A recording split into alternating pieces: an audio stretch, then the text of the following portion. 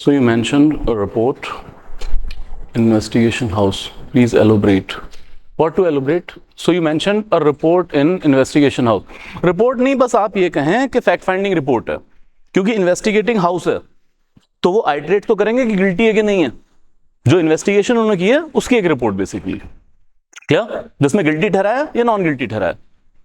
Okay.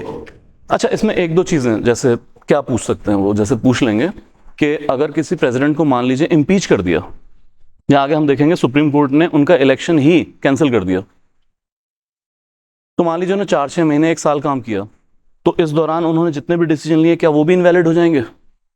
No. Till the date of impeachment उन्होंने जितने भी डिसीजन लिए हैं, बिल्स पे साइन किए हैं, वो सब वैलिड रहने वाले हैं. क्लियर? नाउ कुछ छोटी मोटी टर्म्स जो ऑप्शन के तौर पे एमसीक्यू में आ जाती हैं. It comes, term of office कितना है भाई? पता है आपको? 5 साल. री इलेक्शन हो सकता है? यस. कितनी बार? Any number of time. Does not US के लाइफ टाइम में 2 मौके मिलेंगे. Then president doesn't vacate office till his successor enters. Like 5 साल का टेन्योर है. किसी, वैसे तो इलेक्शन पहले ही करा लिए जाते हैं, 20 दिन पहले, 1 महीने पहले रिजल्ट आ जाता है, सेरेमनी शुरू हो जाएंगी. लेकिन अगर किसी वजह से इलेक्शन नहीं हुआ है तो ऐसा नहीं है कि 5 साल पूरे होते ही उनसे कहें कि आप ऑफिस डिमिट कीजिए. तो ये ऑफिस में तब तक कंटिन्यू कर जाएंगे जब तक न्यूली इलेक्टेड चुन के नहीं आ जाते. We can not afford to become headless. He is head of the state. क्या? देन लाइक जितने भी डिस्प्यूट हैं रिलेटिंग टू प्रेसिडेंशियल इलेक्शन, जिसको हम कहते हैं election petition, this can be dealt only and only by supreme court. किसी court में केस फाइल नहीं होगा. और दूसरा, थर्ड पार्टी नहीं यहां पे केस फाइल कर सकती है. मान लीजिए ये इल्जाम है कि प्रेसिडेंट की इलेक्शन में गड़बड़ी हुई है, रिगिंग हो गई है, या प्रेसिडेंट के पास क्वालिफिकेशन नहीं है, ठीक है, तो आप सुप्रीम कोर्ट जाएंगे चैलेंज करने के लिए. लेकिन anybody can not go, only the electors. Point 1, electors and contesting candidates. या तो जो प्रेसिडेंट का इलेक्शन लड़ रहे थे उनमें से कोई चैलेंज कर दे, या फिर जो इलेक्टर्स हैं. इलेक्टर कौन है यहां पे? Elected MP, MLA and so on. Clear है? Okay. Then you come to another thing.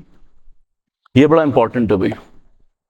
Vacancy in electoral college is no ground to challenge the presidential election. यार इतना बड़ा देश है, हजारों एमएलएज हैं, सैकड़ों एमपीज हैं, कहीं ना कहीं तो कोई वैकेंसी होगी. कोई मर गया, कोई खप गया, किसी ने रिजाइन कर दिया, कोई जेल चला गया, कोई डिस्क्वालीफाई हो गया. सो मच सो दैट अगर मान लीजिए प्रेसिडेंट इलेक्शन हो रहे हैं और किसी स्टेट में प्रेसिडेंट रूल लगा हुआ है, वहां तो एंटायर असेंबली नहीं है, अब कल को वोट के केस फाइल कर दें जी हमारा वोट काउंट नहीं हुआ. याद रखिए, vacancy in electoral college is no ground to challenge the president election. क्या? ओके. देन ओथ किससे लेंगे? चीफ जस्टिस ऑफ इंडिया से लेंगे sir. And resign to the, simple fact, memorize it. Oath from chief justice, resign for the vice president, addressing जो. अब आते हैं powers and functions. कौन सा? इलेक्टोरल कॉलेज है, elected MP, elected MLA, Delhi and Puducherry. अब यहां अगर वैकेंसी क्रिएट होगी, सीटें खाली पड़ी हैं, कैसे होगी वैकेंसी? कोई एमपी की डेथ हो गई है, किसी ने रिजाइन कर दिया, कोई डिस्क्वालीफाई हो गया, या मैंने तो एक्सट्रीम कहा आप कि मान लीजिए प्रेसिडेंट रूल लगा है तो सारी की सारी लेजिस्लेटिव असेंबली सपोज डिसॉल्व्ड है. क्लियर? तो इलेक्टोरल कॉलेज में वैकेंसी है ना, तो क्या इस दौरान हम इलेक्शन नहीं कंडक्ट करा सकते हैं? करा सकते हैं. और फ्यूचर में कल को वो एमएलए उठ के कह दें, उसकी उनकी जगह जो चुन के आएंगे कि सर हमारा वोट काउंट नहीं हुआ, आप चैलेंज नहीं कर सकते हैं. क्लियर है यहां तक? चलिए, पावर्स एंड फंक्शंस. अब यहां थोड़ा डायनेमिज्म है. अब तक फैक्चुअल था, अब थोड़े कॉन्सेप्ट भी क्लियर करेंगे. हालांकि ये चीज फैक्चुअल है बहुत ज्यादा. जैसे देखिए, जब हम पढ़ते हैं प्रेसिडेंट की पावर्स, यूनियन, जब आर्टिकल 53 में कही दिया गया that all the union executive powers are vested in the president, तो सारी एग्जीक्यूटिव पावर प्रेसिडेंट के पास आ चुकी हैं. तो हम मल्टीपल हेड में पढ़ेंगे, एडमिनिस्ट्रेटिव, लेजिस्लेटिव, जुडिशियल, ठीक है, इसके अलावा फाइनेंशियल, इंटरनेशनल, इमरजेंसी, हर पावर उनके पास है, लेकिन ये सब काम प्रेसिडेंट के नाम पर हो रहा है। क्लियर? मतलब वो खुद से डिसीजन मेकिंग नहीं करते हैं। So I'll just come, it is not there, how it is deleted, I don't know. चलिए, just a second, let me find the slide, otherwise I'll make you write. ठीक है, छेड़छाड़ हुई इसके साथ। ओके, अच्छा यही तो है। ओके, आ जाइए।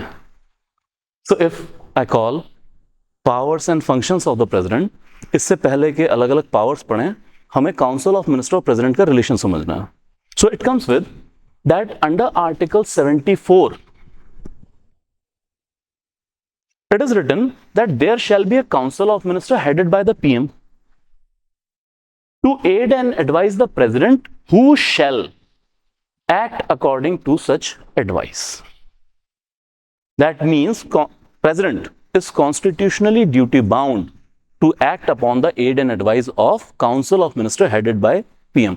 तो आगे आप जो भी काम देखने जा रहे हैं लार्जली उसमें डिसीजन मेकिंग प्रेसिडेंट नहीं कर रहे हैं, डिसीजन मेकिंग कर रहा है काउंसिल ऑफ मिनिस्टर, और वो फाइल आ रही है प्रेसिडेंट ऑफिस, वो सारे डिसीजन प्रेसिडेंट के नाम पर लिए जा रहे हैं, बट वो डिसीजन ले कौन रहा है? सरकार, काउंसिल ऑफ मिनिस्टर। तो यहां से निकलता है कि president is constitutional head, real power किसके पास है? काउंसिल ऑफ मिनिस्टर्स के पास है। क्लियर है यहां तक? इसमें एक फैक्ट नोट कर लीजिए, shall word was used by 42nd amendment 1976। मतलब इसको याद करने का तरीका कुछ यूं है कि इंदिरा गांधी मैम ने 2 बार प्रेसिडेंट को ड्यूटी बाउंड किया है कॉन्स्टिट्यूशन में। अगेन रेफरेंस पॉइंट है इंदिरा गांधी मैम। क्लियर? तो 2 बार जो हैंड टाई किए उनके, वो किए थे। पहला लिखें, यहां पे लिख लें, वैसे मैं लिखवा चुका हूं। पहला था 24th constitutional amendment 1971। 24th amendment 1971 क्या किया था? President shall give his assent to constitutional amendment. Constitution amendment के लिए कोई वीटो पावर यूज नहीं करेंगे, सिर्फ और सिर्फ असेंट देंगे। और दूसरा, by 42nd amendment 1976 president shall act according to such advice. तो इससे पहले क्या प्रेसिडेंट डिस्क्रिशन पे काम करते थे? इससे पहले भी व्यवस्था यही थी, बस क्या था? शैल वर्ड यहां पर लिखा हुआ नहीं था। तो पहले भी as a practice, as a tradition, president council of minister के ही कहने पर काम करता है। क्लियर है यहां तक? Any doubt? अब इसमें एक प्रोवाइजो ऐड किया गया। देखिए, कहीं इससे ये इंटरप्रिटेशन ना हो जाए कि president is cipher, president is just a figure head, president is a rubber stamp, बस वो कागजों पे साइन करने के लिए।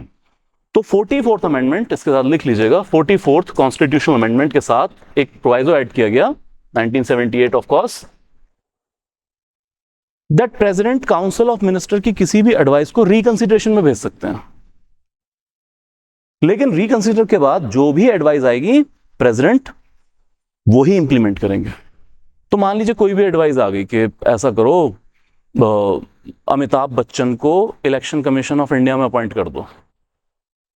अब प्रेसिडेंट ने कहा कि नहीं यार, ये तो चीज ठीक नहीं है, रिकंसिडरेशन में चला गया।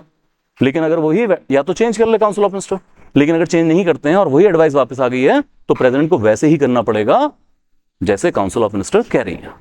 क्लियर? ओके, हाँ जी, लाउडर प्लीज।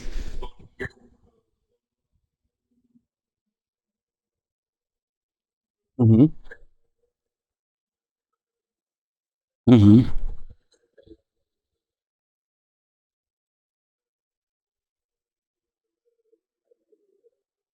हम्म हाँ हाँ हाँ जी, हाँ जी।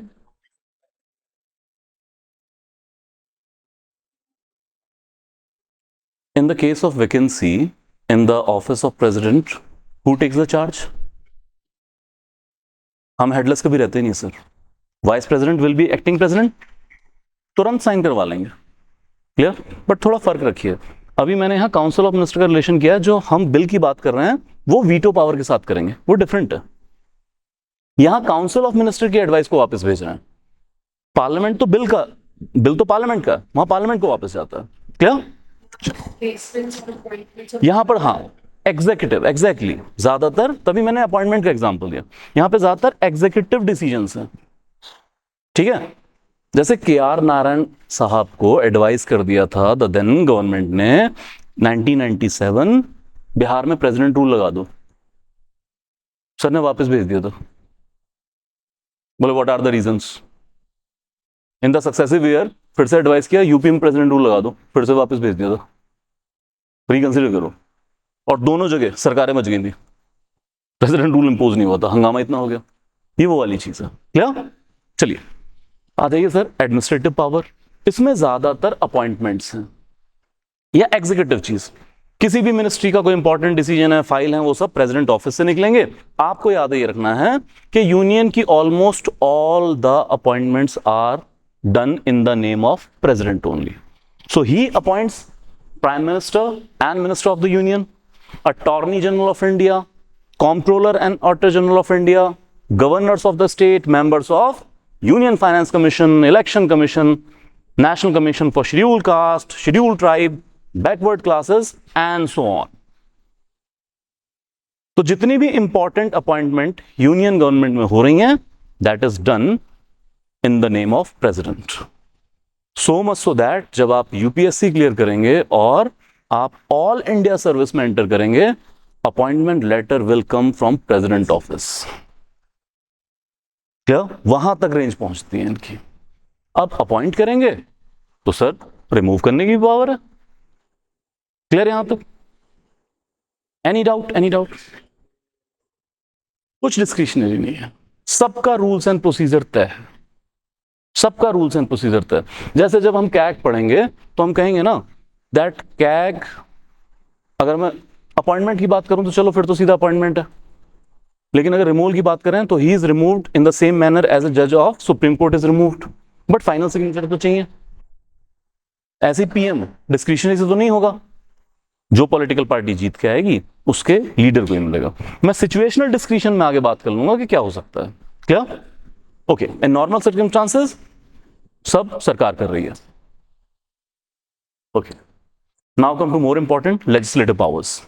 Quickly, he summon, prorogue, dissolve the Lok Sabha. Summon both houses, prorogue both houses, dissolve the Lok Sabha. What is summon? Anyone? Anyone? To call upon? For session. ठीक है, हाँ जी. What is prorogue?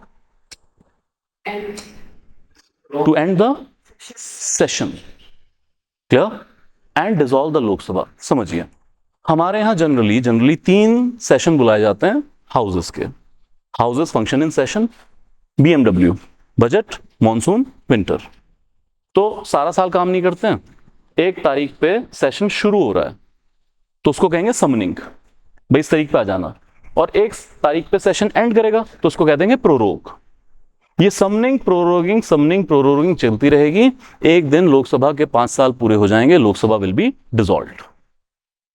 अब यहां पे ये याद कर लीजिए, समनिंग लोकसभा राज्यसभा की होती है, प्रोरोगिंग भी होती है, लेकिन Rajya Sabha is never subjected to get dissolved. वो एवर कंटिन्यू हाउस है, काम सेशन में करता है, डिसॉल्व नहीं होगा। Then nominate 15 members to the Rajya Sabha from art, science, literature, plain and simple. Then it comes to 2 मौकों पे एड्रेस बनता ही बनता है, इसके अलावा भी कभी कर सकते हैं। एक, जब भी न्यूली इलेक्टेड लोकसभा की पहली सिटिंग है तो फिर प्रेसिडेंशियल एड्रेस से होगी, और हर साल जब बजट सेशन शुरू होगा तो प्रेसिडेंट आकर जॉइंट सिटिंग को एड्रेस करके जाते हैं। तो 2 मौकों पर प्रेसिडेंट एड्रेस होगा पार्लियामेंट के अंदर।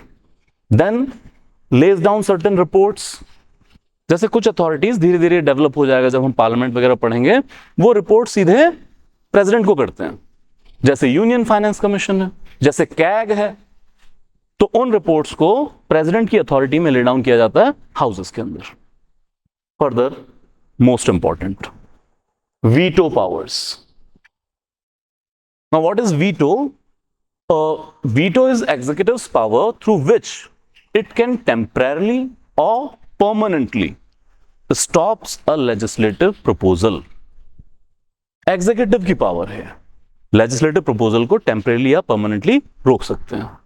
ये शुरुआत में ही क्लियर कर लें कि कॉन्स्टिट्यूशन में ये सारे वर्ड यूज नहीं किए गए हैं, like absolute, like suspensive, like pocket, ये नहीं यूज किया गया. ये सारा एक्चुअली आर्टिकल 111 की वर्डिंग से निकलता है. आर्टिकल 111 क्या है? 111 असेंट टू द बिल्स. जब भी लोकसभा राज्यसभा से बिल पास होकर प्रेसिडेंट ऑफिस आते हैं तो प्रेसिडेंट उस पर किस तरीके से एक्ट करेंगे, असेंट देंगे. और ये याद रखा जाए, without assent bill doesn't become act. वो कानून नहीं बनता है, लागू नहीं होगा. ठीक. अब सबसे पहले देखिए, अगर कोई बिल आया प्रेसिडेंट ऑफिस असेंट के लिए, या तो असेंट दे दें, पहली ऑप्शन तो यही है, कोई झगड़ा नहीं, बिल एक्ट बन गया. और ज्यादातर होता भी यही है. Then comes absolute veto. Absolute veto, that president withholds his assent. This is denial of the assent. Bill के ऊपर बाकायदा लिखा जाएगा, the assent is denied, bill is not duly passed. Seal, signature. In this situation, bill is killed at the table of president. That will not become law. तो सोच के देखिए, 543 members in Lok Sabha, 245 in Rajya Sabha, they are passing a bill and president single-handedly stops it. तो क्या Indian president के पास ये power है? ठीक है. ओके. ठीक है. तो अगर ऑब्जेक्टिवली मैं पूछूं, does Indian president enjoys this power? Yes, but strictly upon the aid and advice of council of ministers. ये वीटो सिर्फ और सिर्फ काउंसिल ऑफ मिनिस्टर की एडवाइस पे ही यूज की जा सकती है, खुद से यूज नहीं करेंगे. Any doubt?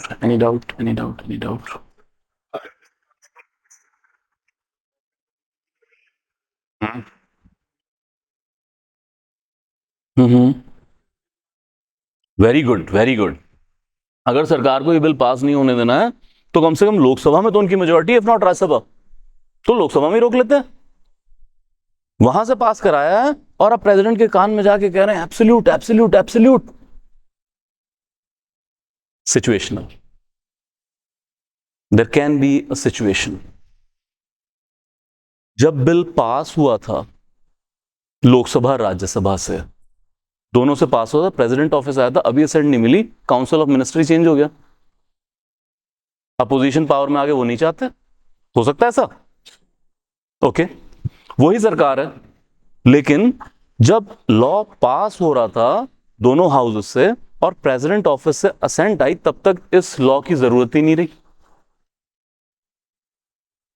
जब लॉ पास करवा रहे थे तब तक सब ठीक था. जब प्रेसिडेंट ऑफिस पहुंच गया तो सरकार को अचानक से लगा कि अगर ये एक्ट बन गया तो जनता का विरोध भड़क जाएगा और फिर जाके टीवी पे माफी मांगनी पड़ती है कि मेरी तपस्या में कोई कमी रह गई होगी. उससे पहले ही एब्सोल्यूट. समझ में आ गई बात? I believe. सिचुएशनल. क्लियर है यहां तक? चलिए आगे. क्या कभी यूज हुआ है? Doctor Rajendra Prasad, the very first president of India, use this upon PEPSU bill. Punjab के रिलेशन में था वो, तो याद कर लीजिएगा. नहीं, अंडरस्टैंडिंग थी, वो बाउंड्रीज वगैरह का डिस्प्यूट पड़ गया था. यस, 1954 पेप्सू.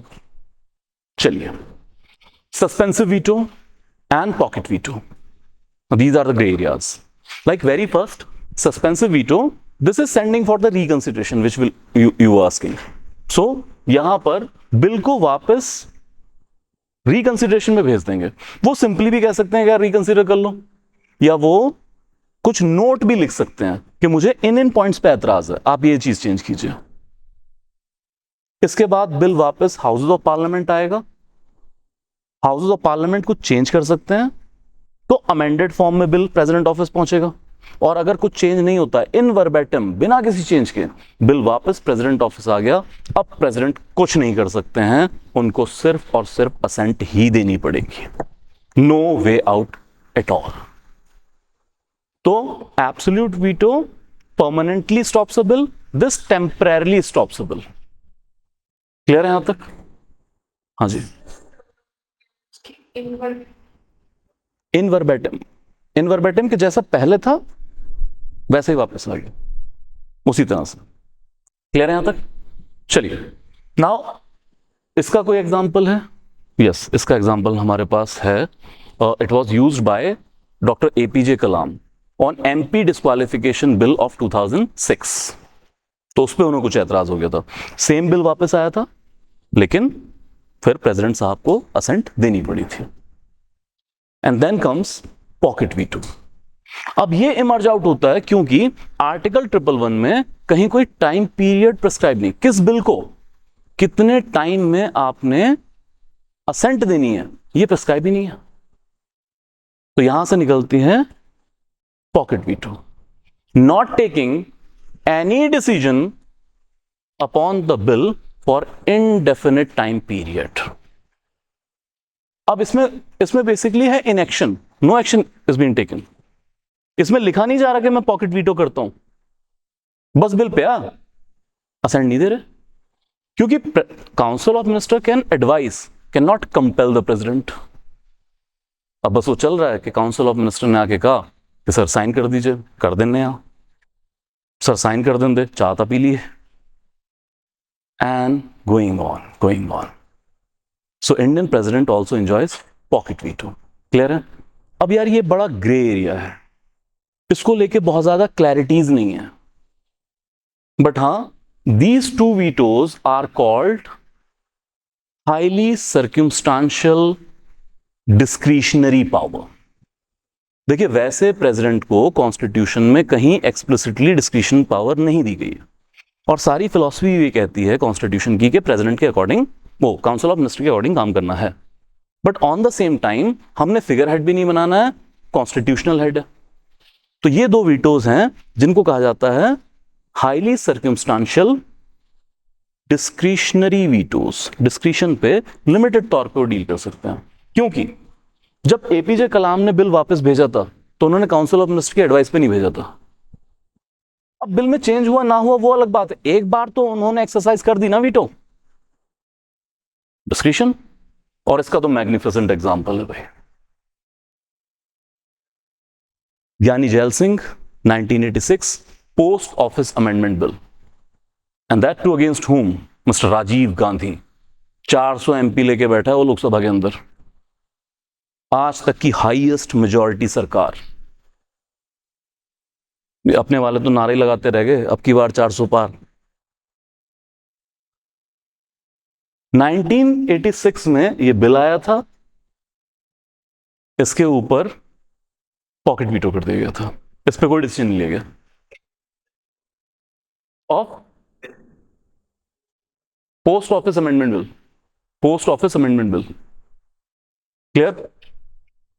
ये काफी टाइम तक लॉ नहीं बना। 1989 में जाकर सक्सेसिव प्रेसिडेंट आर वेंकटरमन ने इसके ऊपर सस्पेंसिव वीटो यूज किया और ये बिल वापस गया रिकंसिडरेशन के लिए।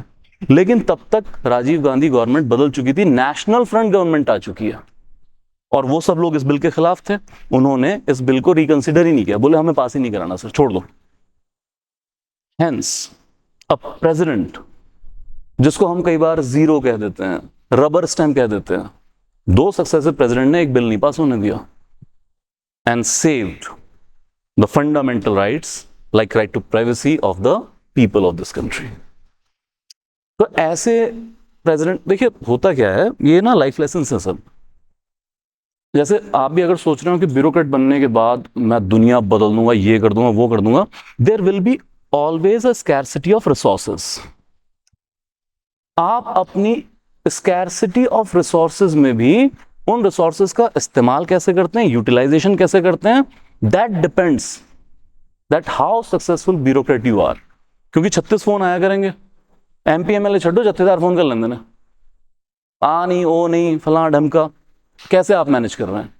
तो जहां हम प्रेसिडेंट की बात कर रहे हैं यार, बहुत लिमिटेड है ये तो, वहां पर भी अपनी लिमिटेड पावर का यूज करके how a president stood against brute majority government के नहीं होने देंगे यार। ओथ लिया भाई मैंने टू डिफेंड द कॉन्स्टिट्यूशन, मैं तो डिफेंड करूंगा। और ज्ञानी जैल सिंह बहुत इंपॉर्टेंट एग्जाम्पल इनके लिए, क्योंकि खुद कट्टर कांग्रेसी रहे थे। उन्होंने यहां तक कहा था कि अगर इंदिरा गांधी मुझे कहें तो घर पे झाड़ू लगाऊंगा, ये ओपन स्टेटमेंट थी उनकी कभी। बट जब प्रेसिडेंट की चेयर पे आए तो अब उनको पता लग गया अब I am not a congressman, अब मैं प्रेसिडेंट हूं, इस पोस्ट के हिसाब से एक्ट करूंगा। These are the lesson for bureaucrat. Clear है यहां तक? Any doubt? जो अब हुआ है यही था। सी, ऐसे था कि सरकार, यार उस वक्त ही ना पॉलिटिकल सिनेरियो भी कुछ और, सिंपल समझे, ये था कि सरकार देश की सिक्योरिटी के नाम पे, लॉ एंड ऑर्डर के नाम पर किसी के भी पोस्टल कम्युनिकेशन को इंटरसेप्ट कर सकती है। या उस वक्त वैसे भी पोस्टल कम्युनिकेशन ज्यादा था, टेलीफोन आ चुका था इंडिया में, लेकिन लग्जरी था, हर एक के पास नहीं था, मोबाइल टेलीफोन थी नहीं, तो आपका ज्यादातर क्या चल रहा है, टेलीग्राम, चिट्ठियां, ये सब चल रहा है।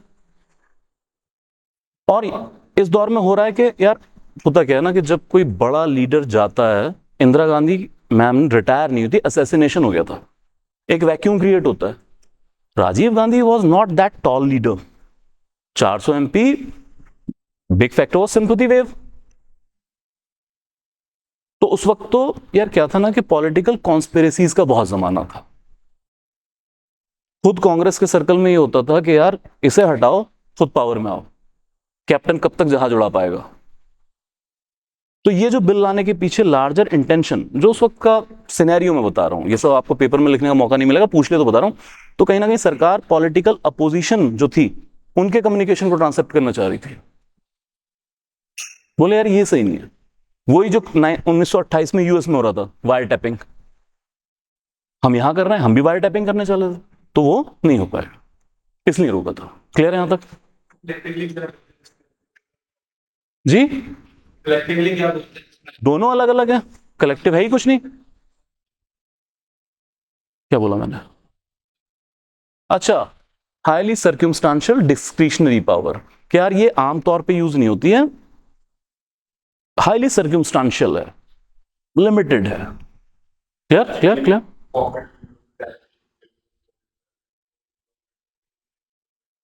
हम्म, नहीं नहीं, वो तो बिल पड़ा, उसको पॉकेट वीटो वाले को तो 600 साल बाद असेंट दे दो तुम, वो तो बस पड़ा है ना बिल, उसके ऊपर डिसीजन लिया आपने कुछ। फिर एक तो पेश हो गया नेक्स्ट गवर्नमेंट। बिल तो प्रेसिडेंट ऑफिस ही है भाई, वो तो वहीं पड़ा है। आप नेक्स्ट छोड़िए, 600 साल बाद कोई भी गवर्नमेंट आ गया, कोई भी प्रेसिडेंट आ गया, तो प्रेसिडेंट पहले खुद डिसाइड करेंगे इस पे मैं कोई और वीटो करूं या असेंट दे दूं, या नई सरकार आ गई तो वो एडवाइस कर दे एब्सोल्यूट करो, खत्म करो यहीं इसको, तो कर दे। चलो वापस आइए, बहुत ज्यादा सर्कमस्टांशियल हो रहा है। क्लियर है यहां तक?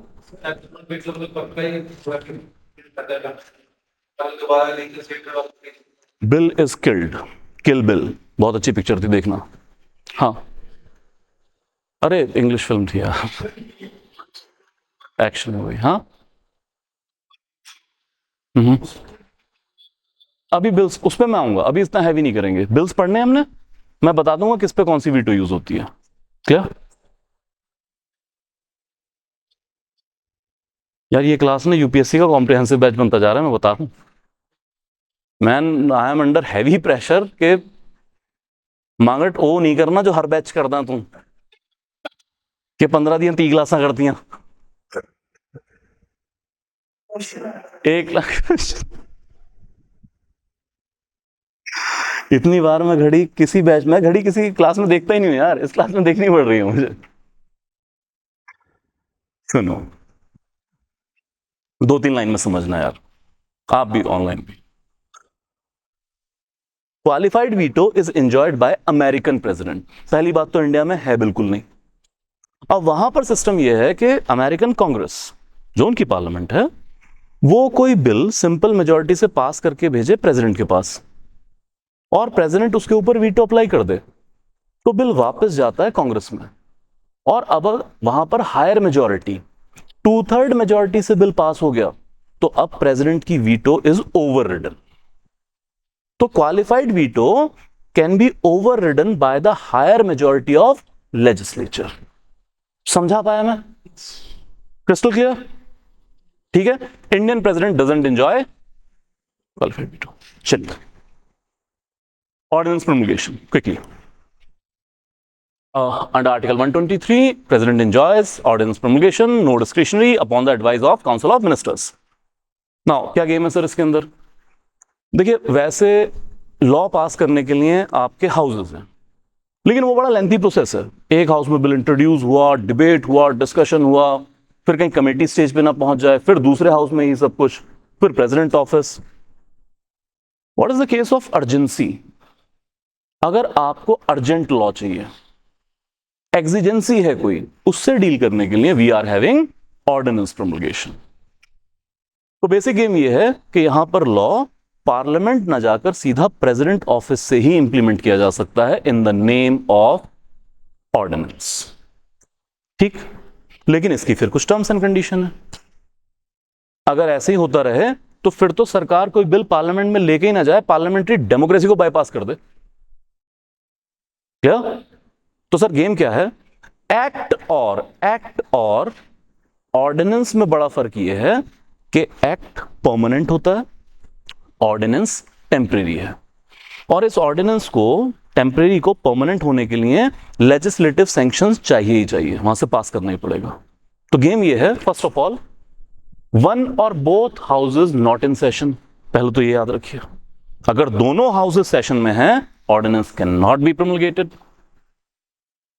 लेकिन हाँ, ये भी याद रखिए, दोनों हाउसेस रिसेस में हो ऐसा भी लाजमी नहीं है। अगर एक हाउस सेशन में, एक हाउस रिसेस में, तो भी ऑर्डिनेंस प्रोमulgate हो सकता है।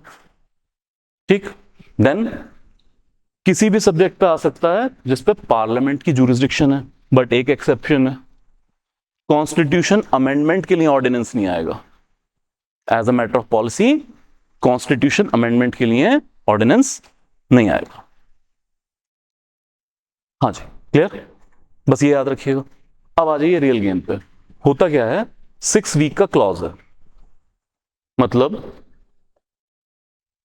मान लीजिए ये रहा आपका बजट सेशन, मान लीजिए ये 4 अप्रैल को रिसेस में गया, तो आपने 5 अप्रैल को सपोज ऑर्डिनेंस प्रोमulgate करा लिया। ठीक है, अब ये रेडीमेड लॉ है, ये इंप्लीमेंट हो जाएगा, ये इंप्लीमेंटेबल रहेगा। मान लो लैंड एक्विजिशन ऑर्डिनेंस आ गया, तो सरकार लैंड एक्वायर करना शुरू कर देगी। लेकिन फिर शर्त यह है कि ऑन द डेट जब दोनों हाउसेस रीअसेंबल करेंगे, सपोज मॉनसून सेशन, बजट के बाद मॉनसून आएगा, तो जैसे ही ये दोनों हाउसेस रीअसेंबल करेंगे, 6 वीक का एक टाइम मिलेगा। इस 6 वीक्स के अंदर अंदर, I am not saying 6 month, 6 weeks के अंदर अंदर दोनों हाउसेस से अप्रूव करवाइए। तो होगा ये कि ऑर्डिनेंस को रिप्लेस करता हुआ एक बिल आएगा, और यहां मिनिस्टर ये भी बताएंगे कि अर्जेंसी क्या थी, आप ऑर्डिनेंस क्यों लेके आए। ये प्रैक्टिस है, कॉन्स्टिट्यूशनल रिक्वायरमेंट नहीं है। और फिर या तो बिल या तो ऑर्डिनेंस यहां फेल हो जाए, बात खत्म, पास हो जाए तो एक्ट बन गया। लेकिन अगर 6 वीक्स में कोई डिसीजन नहीं लिया गया, then bill would automatically lapse, ये खुद लैप्स कर जाएगा। क्रिस्टल क्लियर है? Any doubt please ask. Ordinance will be automatically lapsed. हाँ जी, ना, जिस दिन लैप्स किया, जिस दिन टाइम पीरियड खत्म हुआ, रेट्रोस्पेक्टिवली नहीं।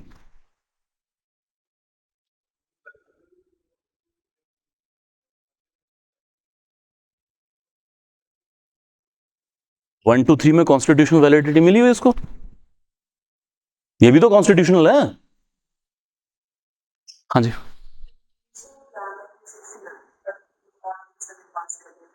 if the land acquired in that certain period, बाद में उसको वो लैप्स हो गया, फिर वो जो acquired वो हो गई एक्वायर। That's it. हाँ जी, कितनी बार भी कर सकती है। इस पे कोई जुडिशियल रिव्यू? हाँ, इस पे आते हैं, इस पे आते हैं। अब जो आपके मन में फियर आ रहा है कि यार बड़ा खतरनाक सी चीज है, इससे पहले तो एक और चीज देखिए, रीप्रमलगेशन ऑफ ऑर्डिनेंस। इसी लैप्स्ड ऑर्डिनेंस को क्या रीप्रमलगेट कर सकते हैं? अब कॉन्स्टिट्यूशन इसके ऊपर साइलेंट है। तो भाई ये जो सारी आप बात कर रहे हैं, मान लीजिए आई एम अमित शाह, ठीक है, मैं ले आया कोई बिल और मैंने अपना लैंड एक्विजिशन सोचो कर ली, इस दौरान भी तो ऑपरेटेबल है, चला लिया काम। अब जैसे ही सेशन शुरू हुआ तो अपोजिशन वाले कह रहे हैं बिल लेके आइयो, फेल करांगे, राज्यसभा च तेरी मेजोरिटी है, फेल करांगे, पहले दिन फेल करांगे। मैं ये ऑर्डिनेंस हाउसेस ਦੇ ਵਿੱਚ ਲੈ ਕੇ नहीं गया, मैं प्रेजेंट ही नहीं कर रहा। क्लियर? 6 हफ्ते के बाद ये लैप्स हो गया, अपोजिशन वाले ने गिद्दे चकते, कॉरिडोर मैंने छेड़ा, आ गया स्वाद। फिर मॉनसून सेशन लैप्स हुआ, जैसे ही लैप्स हुआ मैंने अगले दिन ही, प्रेसिडेंट तो अपना, मैंने ये रीप्रमलगेट करा दिया और मैंने फिर लैंड एक्विजिशन शुरू की। फिर सेशन आया, अपोजिशन इस बार थोड़ी शक की निगाह से देख रहे हैं कि बिल लाएगा, मैं दस दा 6 वीक मुझे और मिले, मैंने बिल नहीं फिर इंट्रोड्यूस किया। 6 वीक के बाद ऑटोमेटिकली, और इस सब में मैं काम चला रहा हूं, 6 वीक के बाद लैप्स। इस बार अपोजिशन मेरा मजाक नहीं उड़ा रही है, इस बार वो पूंजे बैठे ने। क्यों? अपोजिशन को अब गेम समझ में आ चुकी है कि जैसे ही ये सेशन लैप्स होगा, Amit Shah will repromulgate, and this goes on and on and on. तो आपको नहीं लगता है, अगर आप मैथमेटिकल ऑपरेशन में जाएं, साल के majority of days this law will be implemented. और क्योंकि इसका कोई एंड नहीं है, तो आप 6 साल, 60 साल, 600 साल तक चल सकते हैं। कमिंग टू द फैक्ट, यही चोरी पकड़ी गई in DC Wadhwa versus state of Bihar. 14 साल की स्टडी हुई, 250 ऑर्डिनेंस पकड़े गए, इनमें से कुछ को इसी प्रोसेस के साथ 1 साल, 6 साल, कुछ को 14 साल चलाया गया, 12 साल चलाया गया, असेंबली में लेके ही नहीं गए। क्योंकि जो पावर अभी हम प्रेसिडेंट की पढ़ रहे हैं वो गवर्नर के पास भी है, इसी रूट से लॉस चला गया। अब ये चीज पे कॉन्स्टिट्यूशन साइलेंट है। तो remember, in DC Wadhwa state of Bihar 1987, supreme court observed that this is a fraud upon constitution. You can not kill the constitution by using the silence of the constitution, and in such case judicial review is open, and if we find that ordinance was re-promulgated or even promulgated on malefites, evil intention, then we will struck it down. इस case के बाद से अब judicial review open है। तो safeguard क्या है हमारे पास? अगर ऑर्डिनेंस प्रोमलगेशन आर्बिट्रेरी है तो एक सेफगार्ड क्या है हमारे पास? एक है जुडिशियल रिव्यू। अब पूछिए।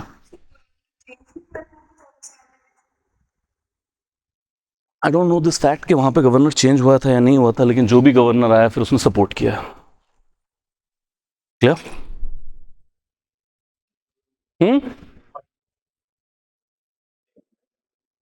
यार इट इज हाईली कैलकुलेटिव कि 2 सेशन के बीच में 6 महीने का गैप है और फिर 6, तो वो एक हाइपोथेटिकल आंसर है, ऐसा कोई कॉन्स्टिट्यूशन में नहीं लिखा हुआ है।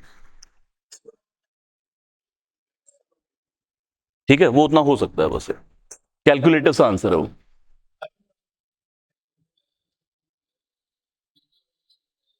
हाँ जी, ला सकते हैं। हाँ जी, हाँ जी, बिल्कुल हो सकता है। विंटर सेशन 6 वीक का होता ही नहीं है, हद 2 हफ्ते का।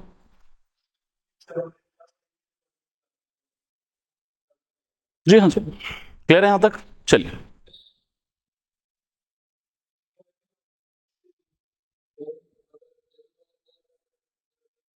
हाँ हाँ, प्रिंसिपल ये।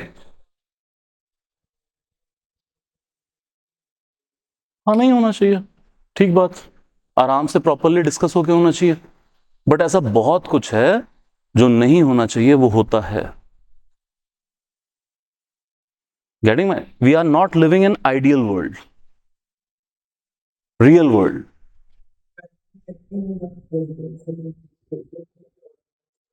नहीं नहीं, कोई डिस्कशन नहीं है, गवर्नमेंट के कहने पे लाना पड़ेगा।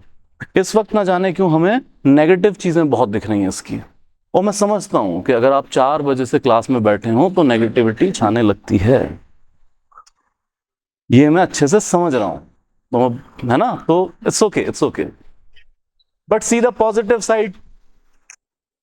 अर्जेंसी लॉ चाहिए, आपके पास मैकेनिज्म्स नहीं है, वो ज्यादा बुरी सिचुएशन नहीं है।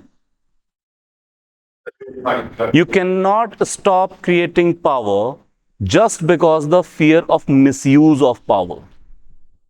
सिर्फ इस वजह से कि पावर मिसयूज हो जाएगी हम पावर क्रिएट करना बंद कर दें? हम हर तरह की पावर क्रिएट करेंगे, इकोनॉमिक, पॉलिटिकल, न्यूक्लियर। हाँ, कोशिश ये करेंगे चेक्स एंड बैलेंसेस हो कि पावर मिसयूज ना हो।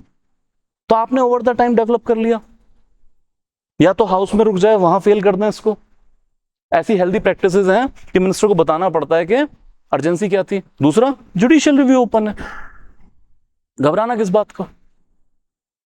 और सरकारों को लोगों का भी तो फियर होता है। थर्ड इमरजेंसी के बाद पॉलिटिशियंस को पता है कि एक हद से ज्यादा धक्का किया तो क्या होने वाला है। चलिए मैं रियल एग्जांपल भी बता देता हूं, जिस ऑर्डिनेंस का मैंने सिर्फ एग्जांपल उठा लिया था। एनडीए गवर्नमेंट ने लैंड एक्विजिशन ऑर्डिनेंस पास किया था जब ये पहली बार आए थे, उसको 3 बार रिप्रोमलगेट किया था, 1 इंच भी जमीन एक्वायर नहीं की थी। बोले ऑर्डिनेंस जरूर ला रहे हैं बट अभी एक्वायर मत करना। क्यों? तब तक इसका भारी विरोध ऑलरेडी सड़कों पे हो चुका था। कर सकते थे एक्वायर, 1 इंच एक्वायर नहीं की थी।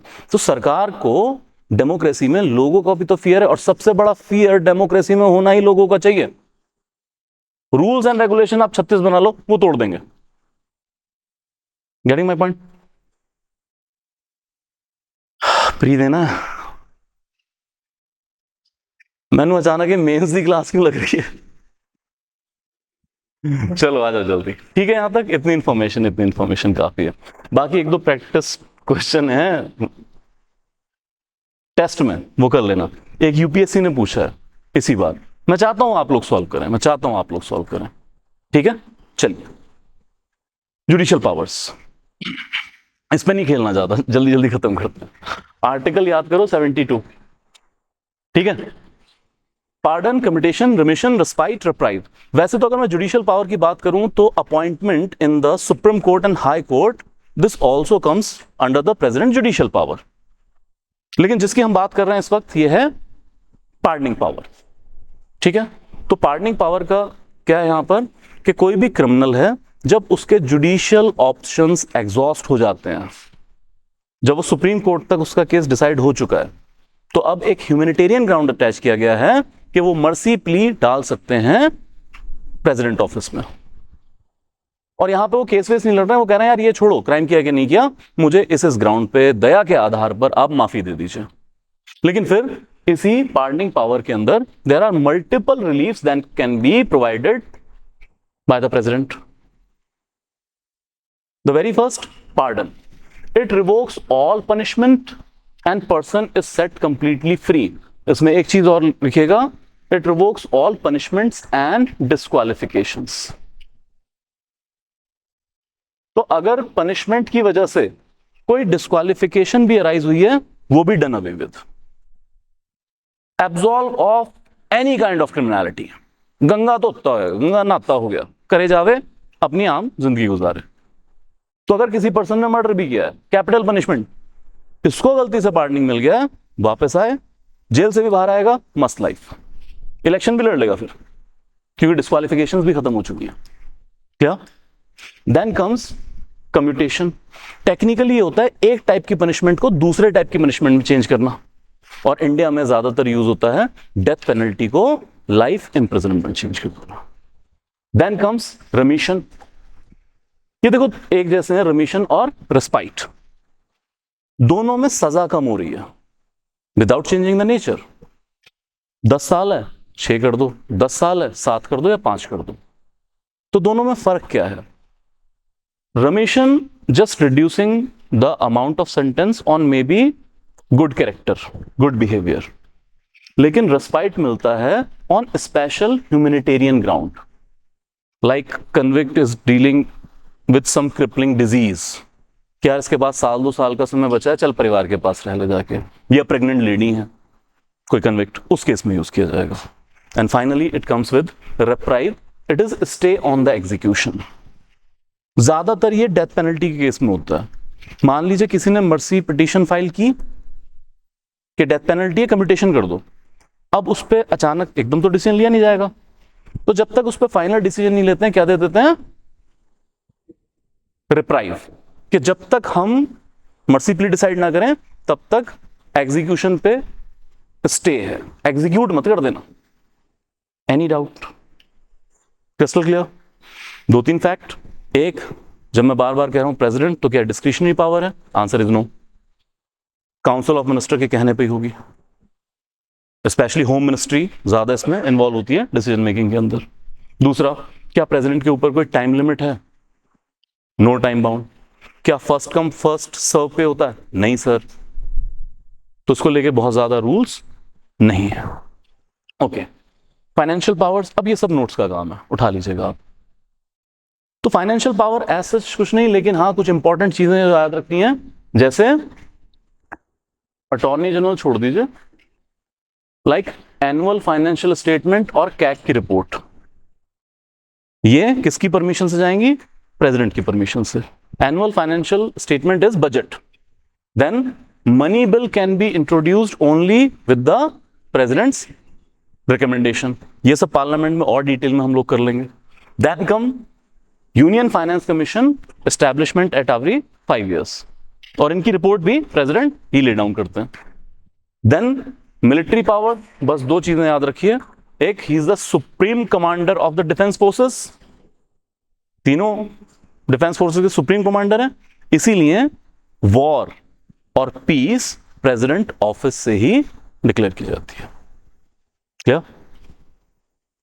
Diplomatic powers, he is like in his name India is represented, he is head of state, इसी वजह से जितनी भी ट्रीटीज इंडिया साइन करता है that is signed in the name of president. G20 में इनवाइट भेजा प्रेसिडेंट के नाम पे गया था।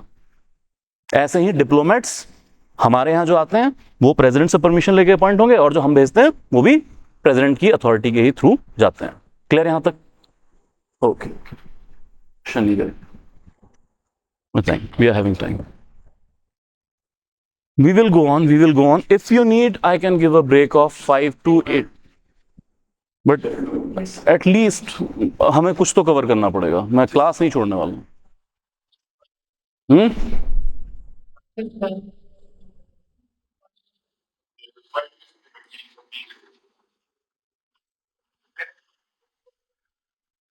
चलिए, मैं 5 मिनट ले लीजिए, पर 5 से 6 मिनट, दैट्स इट 5 से 6 मिनट का ब्रेक भाई।